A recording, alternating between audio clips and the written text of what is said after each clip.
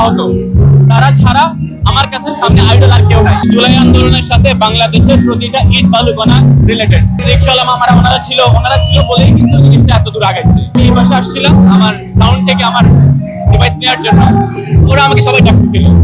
এখন যদি আমি ওখানে না যাই এটা একটা ইনজাস্টিস হবে তাদের প্রতি। তারা আমার গান শুনছে, তারা এত অ্যাপ্রিসিয়েট করছে, এখন আমার ওই জন্যই আমার যাওয়াটা, এবং ওটা খুবই ভালো লাগে, প্রত্যেকটা শিল্পীর এটা ভালো লাগে। জুলাই আন্দোলনের সাথে বাংলাদেশের প্রতিটা ইট বালুকণা রিলেটেড, কেউ একা কিছু করে নাই।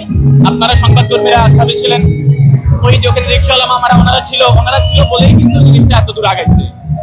এবং আমরা সবসময়ই দেখছি যে অনেকেই অনেক ধরনের বিতর্ক করে যে জুলাই আন্দোলনের নেতৃত্বে কারা। আমি পার্সোনালি দুইটা দলকে জুলাই আন্দোলনের নেতৃত্ব দেই, এক হচ্ছে শহীদ আর এক হচ্ছে আহত। তারা ছাড়া আমার কাছে সামনে আইডল আর কেউ নাই, এবং তাদেরকে মেনেই আমরা রাস্তায় আসছিলাম।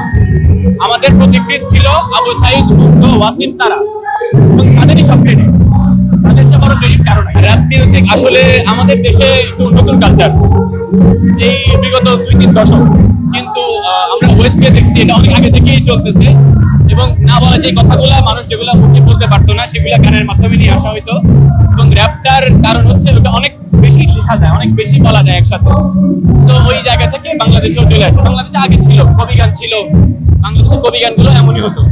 তো র‍্যাপের মধ্যে ওই অ্যাগ্রেশনটা আছে, যেটা অন্য মিউজিকে আমি পার্সোনালি পাই না। অবশ্যই আছে, নজরুলের প্রত্যেকটা গানই অ্যাগ্রেসিভ।